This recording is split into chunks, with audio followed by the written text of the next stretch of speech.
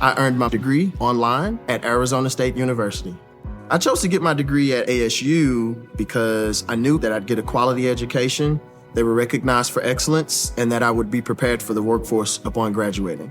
To be associated with ASU, both as a student and alum, it makes me extremely proud, and having experienced the program, I know now that I'm set up for success. Learn more at asuonline.asu.edu. Hello, Eleanor here, and I am here to talk about the wonderful new fiction podcast, 2000 and Late. 2000 and Late is a new fiction podcast from the creator of The Bright Sessions. It is a dark comedy that grapples with the havoc of our current moment and tries to find the hope inside of it.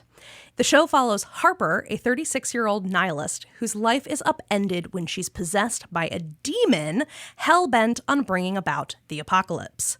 But Harper doesn't want to end the world, and the demon gives her more power than she's ever had in a very long time, so yeah.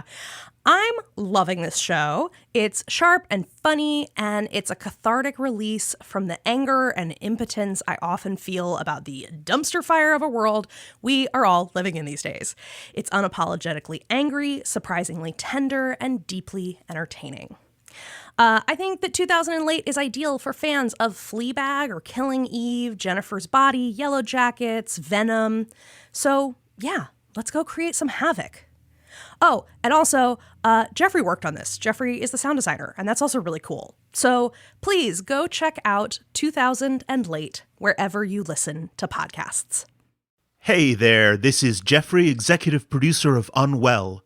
This show is possible because of the support of our fans, and if you are enjoying the show, we hope you'll join us as a member at audaciousmachinecreative.com. For just $5 a month, members get all kinds of cool behind-the-scenes content like annotated scripts, deleted scenes, and full tracks for the original music in the show. You also get an ad-free feed not only of Unwell, but all the fiction podcasts we make.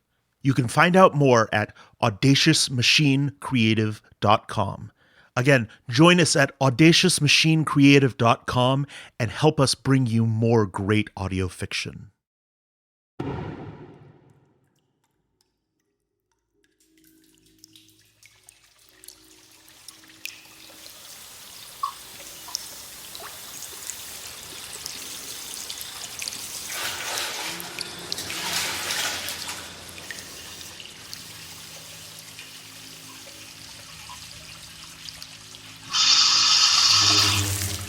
But the truth is that we don't know when a white dwarf disappears. If it disappears. It still hasn't happened yet that we can observe. Maybe it won't burn out until the rest of the universe does. Can you imagine that? Something so alive that it might never finish dying? Thanks for agreeing to accompany me tonight, Spencer. I know that sitting with me outside Town Hall isn't what you'd call a typical extra credit assignment. I would have accepted an essay. There's something I want you to remember about astronomy. Spencer, there's a lot about astronomy that's bullshit. I'm not talking about the science. Well, sure, some of it. But eventually the bullshit parts of the science get corrected when we learn more. I'm talking about the bullshit of being an astronomer. All the paperwork, the grant proposals, and the publisher parish. The politics, the some moldy piece of bread in a polyester suit taking his 5 minutes on C-SPAN to rant about why NASA should get its budget cut in half next year. That bullshit is what I mean. What I'm trying to tell you, Spencer, is don't get discouraged by that. Because the sky is still the sky. And you can always look at it from anywhere on the surface of the earth. Doesn't care who watches it, or how they watch it, or how much funding they have, or what they interpret about what they see. That's what you hold on to when the bullshit feels like it's too much. Nobody can stop you from looking up. All that thing I just said, that's assuming you're going to keep going with this. Should probably have asked if you were a psych major or something. Mighty cold night to be outside, isn't it? Oh, I don't know. After the past few weeks, it's nice to have a little 40-degree heat. Wes, Wes, is that you? Hi, Rudy. Oh my gosh, Wes, it's you! I heard you were back, but... Hi! Can I give you a hug? I mean, is it even possible? But also, do I have your permission? May I give you a hug, and can I give you a hug? Yes and yes. You're warm. Were you always warm? I don't know, Rudy. Was that a rude question? It's all right. There's a lot about me being what I am that's not clear to me either. I don't feel cold right now, but I also don't know if what I'm feeling is warmth, even if you feel it coming from me. Does that make sense? I suppose it has to. You're waiting for Chester. Yes. He and I need to talk. Then what's the crowbar for? Protection. From the wolves? Just in case. There were a few up by the observatory, but they seemed... Well, they did eat me. Still, you never know with wolves. Why are you here? I've been taking walks after Dot goes to sleep, checking on the town, that sort of thing, in case there's anything I can do to help. I haven't seen any wolves here tonight. There were a few nights ago, but they must be somewhere else. They're different. I'm noticing that. Rudy? Are you all right? Me? I'm fine. Dot told me the two of you had a fight. I said a few things I regret. Dot said a few things I deserved. Do you want me to talk to her? That's not necessary, thank you. I've been worried about you. So has Nora. You've seen Nora? She's been with us at Fenwood. That's a relief. I thought... I don't know what I thought. She's figuring herself out. Like I was. Which it sounds like you are too. Work in progress, that's me. I heard you talking to Spencer. He was the one who worked at the Waffle House? He quit that job. Long hours, low pay. We know you've been staying at the observatory again. Nora thought you might be feeling a bit isolated. Me? No. I'm used to working solitary. Always have been. It was nice to have someone besides my own brain to bounce my thoughts off of, I admit. It's never been something I expected, though. Alone's not the same thing as lonely. You can tell her that. She can come see you. I'd like that. But it's entirely up to her. What did you mean by different? What? A moment ago, you said the wolves were different? Different than what? I don't believe they're natural. They might be a bit more like Nora and I. That is, not exactly like Nora and I. But even Nora and I aren't exactly alike either. Ghosts? You think the wolves are ghosts? To be honest with you, it doesn't seem like Nora or I are ghosts either. Not in the way that people usually think about ghosts anyway. I don't understand, Wes. I keep thinking about this thing, this saying, that I must have heard somewhere from a teacher or... They said how nobody's dead until the last person who remembered them is gone. I've been wondering if that's what I am. That can't be right. You're trying to tell me your memories? Whose? I'm not... I'm sorry, Wes, but that doesn't make sense. You were alive and you died, and it's because it's here. Because it's Mount Absalom. The dominion of unquelled souls. So you came back. But I'm not me, Rudy. That's what I'm trying to tell you. There was Theodore Wesley, and there's me, and we aren't the same. Is there even anybody still alive in Mount Absalom who could remember you? What about Nora? What about Silas? What about Lily? What? What happened to Lily? I just saw her She's fine. But something happened at Fenwood. There's a little girl. Amy. I met her. Well, I saw her. Amy? No, that's Lily. That's Lily when she was that age. She told me. We need to stop lying to each other. It's not helping anyone. There's a ghost of Lily? Not a ghost, Rudy. But... And not really a memory either. More like an echo of a memory. An idea of us that kind of keeps happening. Like if you rang, like a church bell inside a canyon, or... And that would mean... Wes, that would mean you don't come from anywhere beyond this life. I know. It would mean you're mostly made of what somebody else used to remember about you. I think that's right. And that means she wouldn't be able to answer. It wouldn't be real. It would just be what I... No. Oh, no. No. She? Never mind. Rudy, please talk to me. Does Nora know? We've talked about it. How did she take it? Like you'd expect. Like a scientist. Like the scientist she is. I don't think you or Abby would have taken it the same way. No, we probably wouldn't. Are you okay, Wes? With not being a ghost, I mean. It doesn't matter what I am, as long as I'm able to help. The lights just went out in Chester's office. Okay. Thank you for talking with me, Wes. I do appreciate it. You still seem upset. It's personal. I'll tell you later. I'll talk to Dot. You don't have to do that for me. It's for me, Rudy. You should go. Please take care of yourself. And everyone else, too. I will. You too.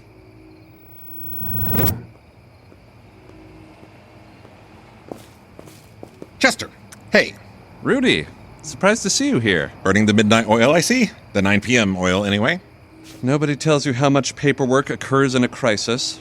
Twice as much when you start asking for help from Julian. And twice as slow when you have to keep emailing things to your boss for his signature. I'm surprised the mayor's not back yet. He assures me he will be. But I'm sure you've got the situation well in hand, Chet. Anyway, why are you out here? Are you waiting for me or just admiring the stars? Both. But mostly the first thing. We need to talk. You and me personally, or you and me as Delphic members? The second thing. I'm concerned about Hazel. But mostly the first thing. We need to talk. The second thing. I'm concerned about Hazel. The second thing.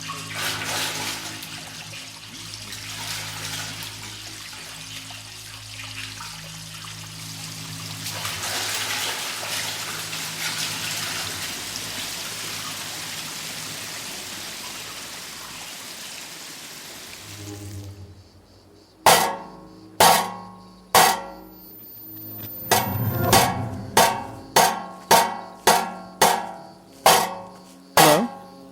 Is somebody there? Hello? What are you doing? It is funny you should ask that. There, that should do it. I was just about to shut everything down for the night, and all of a sudden I hear this weird little clicking sound coming from the labeler. Click, click, click, click. I open it up, everything seems fine, give the gears a little oil, start it up again. Presto, the clicking's gone, but now there's a sort of whine from conveyor number 6. I fix that. Something sounds off about the fluid reservoir. Fix that. Long story short, here I am pounding a loose piece of sheet metal back in place on the CO2 exhaust, which finally ought to do it. Where am I? I'm sorry, I assumed you knew. Solaric Bottling Works. I'm Sophia. Wes. The bottling works. Of course. I've never seen it at night. Not much to look at, although from what I hear, in its heyday, we'd have shifts running all through the night and a large neon sign, all green, announcing to the whole world, here it is, the celery soda fountain. They took all that down a while back, used too much power. Also, what with the dark sky ordinance... Oh, sure. My dad, he worked in a place like this one. A bottling plant? I certainly hope it wasn't any of our competitors. You have competitors? Good answer, my friend. Did your father ever take you inside where he worked? Once or twice. It was a long time ago. Why don't you come on in with me? I'm going to cross my fingers and run one more cycle, and if nothing else is creaking or clanking, then I can finally shut it down and go home for the night. What do you say? That sounds like fun. And it is.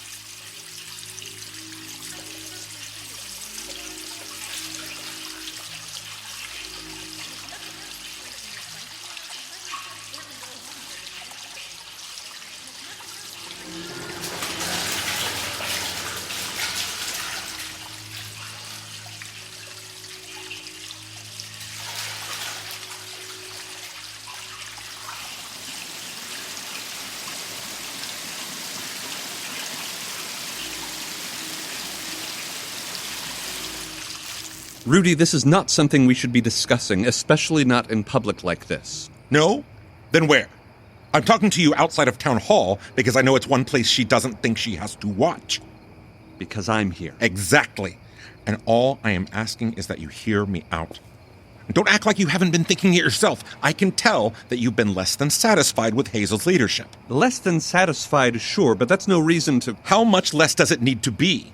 When Hazel makes decisions that I find questionable, then I have options to adjust them. To undermine her. That's not the word I use. But that's what you do, isn't it? When it's necessary? Only when it's necessary. Hazel has been acting strangely, and you know it. More secretive. Like if the rest of the Order knew what she was thinking, they'd never stand for it. I'm asking you to help me find out what that is. You're asking me for a mutiny. What makes you think I could pull that off even if I wanted to? You're a Warren. You're Chester Warren. Everything happening in this town right now. The Order has all of these texts and speculations, but this is the first time this has ever happened. It's all untested hypothesis. If you're wrong, you have to adjust your thinking. You know how to do that. Hazel is locked in. You try to tell her that maybe she needs to see something differently, and... Did you? Did you say that to Hazel? We're looking at this all wrong, Chester. You did, didn't you? Rudy, I have known people like her. Do you understand? People who acted like she is acting right now. People who were so sure that what they were doing was the only way, that only he knew how to lead us. He? Her. She. Hazel. I meant Hazel. She started to remind me of everything you made me read about Silas. Please do not tell me that you said that to her. Yeah, that was not one of my better moments.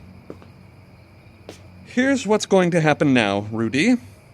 I'm going to go to Hazel and tell her that you have been under a lot of stress lately, and being surrounded by wolves didn't make that any easier. I'm going to tell her that you were trying to be helpful and that you overstepped both your propriety and your authority, which you regret. I am not going to tell her that you attempted to enlist me into a conspiracy to overthrow her. The lore of the Delphic Order is not an untested hypothesis, Rudy. It is an article of faith. The Revelator committed his crimes as written. The people of Mount Absalom banished him as written. The deeper wells flowed and filled and dried up as written. We follow its reading as written, even in the face of contradiction, or we do not in any way resemble an order. Is that clear? What is she planning, Chester? Do you even know? Don't do that. I know this trap. If I tell you I know something, then I confirm there's something to know. If I tell you I don't know something, you'll still assume there's something to know, just that I don't know it. Either way, you're going to keep poking and prodding instead of doing the thing you should be doing, which is trusting Hazel and I to have a handle on it. So Hazel did tell you. Leave it alone, Rudy. I'm going home now. My offer to have you stay with us still stands. No. Thank you. Have a good night, Chester. I'm going to sit out here for a bit and admire the stars. Good night, Rudy. Good night, Rudy.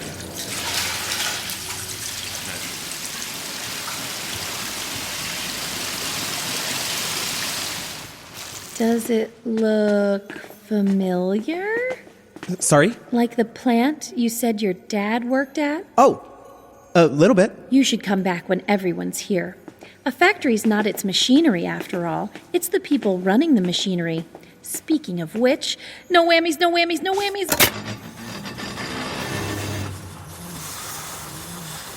Sounds good to me. Do you hear anything unusual? How would I... Right, how would you? Well, let's just let the cycle run for a few minutes and make sure it's back in mint condition. Huh, mint. I wonder if we ever tried that. You did. Sometime in the late 40s. What was that? Nothing.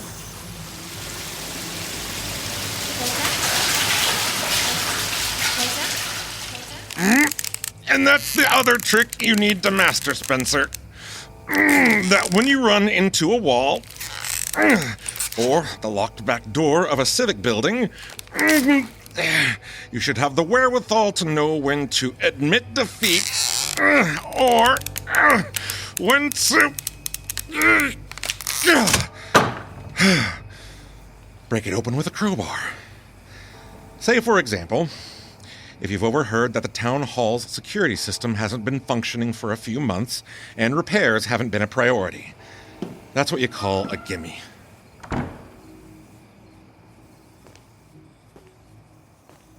Yes, double extra credit for this, Spencer. Thought that went without saying. Why? Oh, that's an exceptional question, Spencer.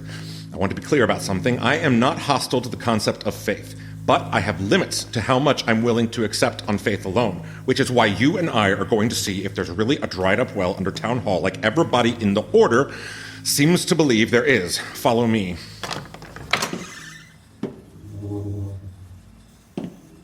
No, obviously there are tons of things you have to accept without being able to see them. I mean, it's not like we can get close enough to observe the properties of a gravitational singularity with our own two eyes.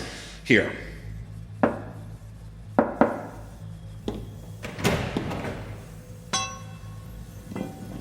But astrophysics is different, remember? All we have to do is hope the universe is consistent and that whatever we observe in our immediate proximity can be extrapolated far beyond anything we'll ever be able to see. And the reason we can have that faith, Spencer, is that there are no people involved. Yep, this sounds familiar. No. Did you hear something? What? Which machine? Not one of the machines. Wait, I hear it too. What is that? Well, chutes and ladders. I really thought I had fixed it this time. Wes, you mind? Let's walk around a bit, see if we can figure out where... That way? I heard it from that way. You go there, I'll go here. We'll meet up near the middle of conveyor 3. Another one of these Mount Absalom. Sophia? Maybe the wheel on...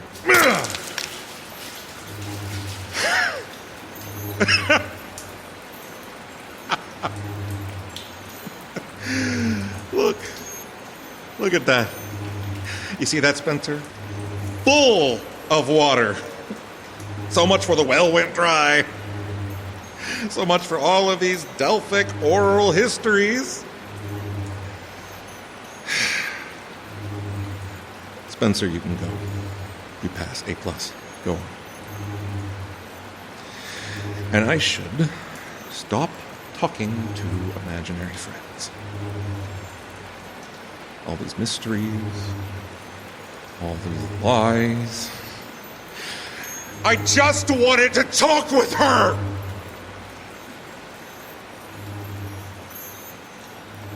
But she's not here. You're really not here, are you, Mom? I looked so many places and I thought maybe here.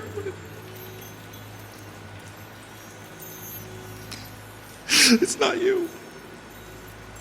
It'll never be you. It can't be you. Here! You take this. Maybe you'll find some fucking use for it.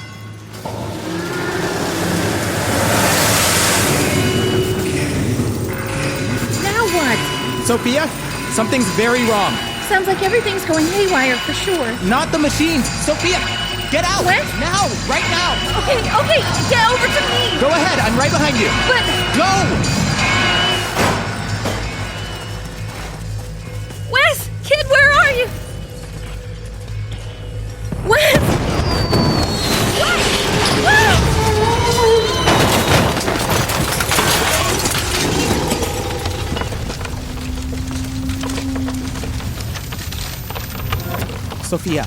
Sophia, I'm fine. Sophia, it's Wes. I'm fine. But you were behind me? Are you okay? You don't have a scratch on you. I'm not alive, Sophia. Now? Just now? Before? Oh my. I'm sorry for keeping that from you. My aunt used to tell me about Mount Absalom's ghost. I never really thought I'd meet one. You saved me. Thank you. What happened? Do you know what happened? I don't know. We need to... Yes. Sound the alarm. We both will. I'll come with you. You saved me. You're a ghost and you saved me. What's that? What's over there? Over... There, wolves! You see them? There are wolves over there! They're only watching us. It's all right. I'm here with you. Remember me? What's my name, Sophia? Wes. That's right. My name is Wes. I'm here. Let's go get help.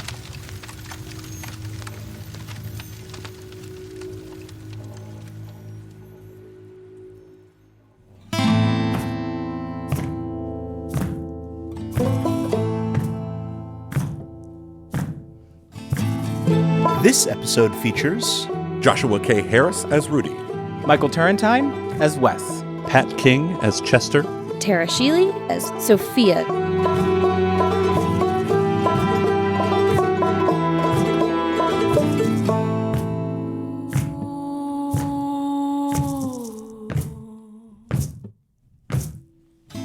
Written by Bilal Dardai. Sound design by Alexander Danner. Directed by Jeffrey Nils Gardner. Music composed by Stephen Poon. Recording engineer Mel Ruder. Unwell lead sound designer Eli Hamada McIlveen. Executive producers Eleanor, Hyde, and Jeffrey Nils Gardner.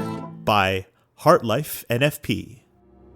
And a special thank you to our supporting producers, Calico Davis, Steve Diamond, Adam Goodman, J.D. Horn, Nick Keenan, Carolyn Koss-Kasten, Megan McLean, Alex Rivas, and Caitlin White.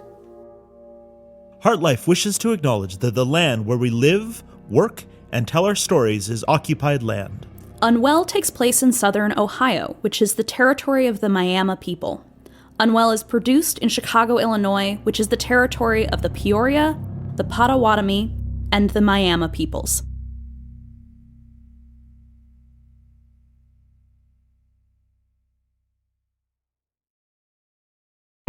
The Fable and Folly Network, where fiction producers flourish. Wherever you go, whatever they get into, from chill time to everyday adventures, protect your dog from parasites with Credelio Quattro. For full safety information, side effects, and warnings, visit CredeliaQuattroLabel.com. Consult your vet or call 1-888-545-5973. Ask your vet for Credelio Quattro and visit QuattroDog.com.